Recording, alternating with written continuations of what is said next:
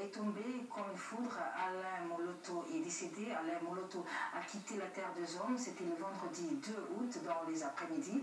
Une nouvelle qui a bouleversé le monde musical chrétien comme non chrétien. Un des grands de la musique qui vient de quitter la terre des hommes. Eh bien, le deuil, les obsèques de Alain Moloto, mesdames et messieurs, le programme, vous les aurez. Mais sur ce plateau, je vais recevoir M. Eric Bamanaï, qui est le coordonnateur de tout ce qui aura lieu en rapport avec les obsèques. Alain Moloto. D'abord en image, et on revient juste après pour en parler.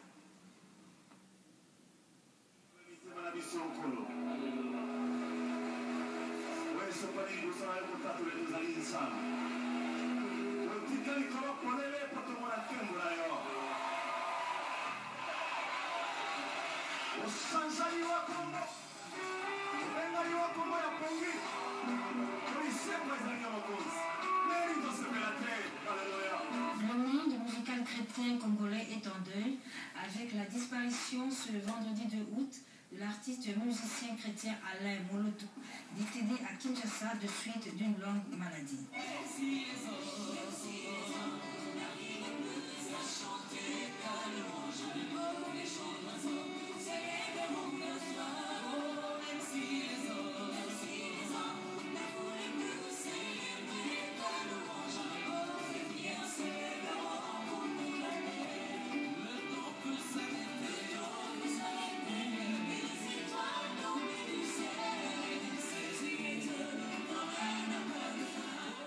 Auteur-compositeur à succès, Alain Moloto a révolutionné la musique chrétienne en RDC par la louange et l'adoration qui, selon lui, a l'avantage de constituer un cadre glorieux pour une meilleure communion avec notre Seigneur.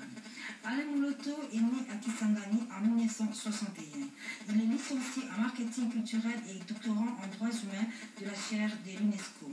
Cet ancien comptable d'État est devenu le responsable du groupe Adorons l'Éternel. Et jusqu'à sa mort, il était président de la conférence internationale sur l'adoration. Il a publié dernièrement un ouvrage intitulé La louange et l'adoration. Plusieurs autres ouvrages attendent leur publication. Alain Moloto quitte la terre des hommes à l'âge de 52 ans, au moment où le monde musical chrétien avait encore besoin de lui, de son expérience. Il laisse une veuve et 4 orphelins, qui est la terre de nos ancêtres, lui sa douce.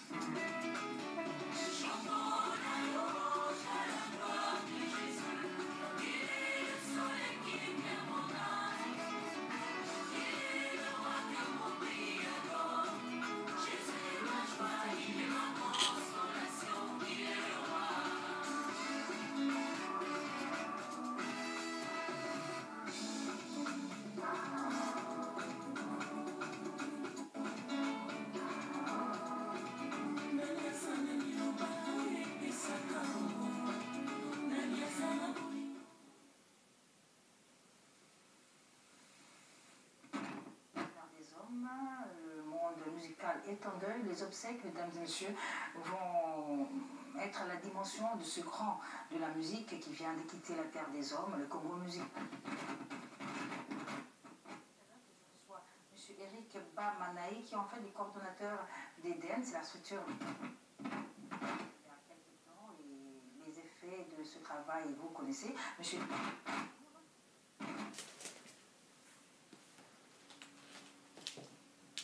Alain Moloto sur avenue Bompété, numéro 51, quartier Jamaïque, commune de Kitambo. La grande référence, c'est le terrain de football STP et vous allez y trouver toute sa famille, sa veuve Christine Moloto et tous ses enfants. Toute la famille s'y trouve encore en entendant le programme. Alors Eric, on va parler de ce qui va être fait, qu'est-ce qui se prépare pour enterrer comme il se doit Alain Moloto.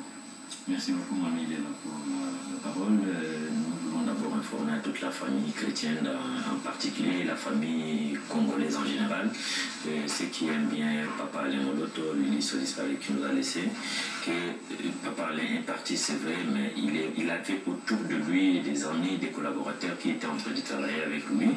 Et ses amis, ses collaborateurs se sont réunis sous forme de comité, et c'est un comité tripartite qui est composé des membres de la famille biologique de Papa Alain Moloto, ainsi que la famille biologique de son épouse, et nous, les amis et collaborateurs, nous parlons ici de Gaël et d'Eden, ainsi que l'église du Congo.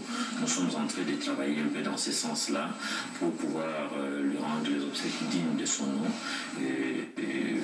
comme ce qui a été déjà fait, ce qui est déjà fait. Donc le corps a été déposé à la morgue d'Ngalema.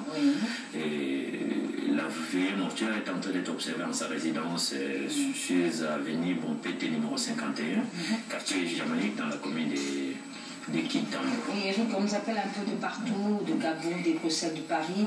Tous pleurent Papa Alain, comme on aime bien l'appeler, Alain Moloto. Alors il y en a qui est une personne de bonne volonté qui voudrait en hommage, en mémoire de Alain Moloto, faire un petit geste. Comment ça va se passer? Qui voit?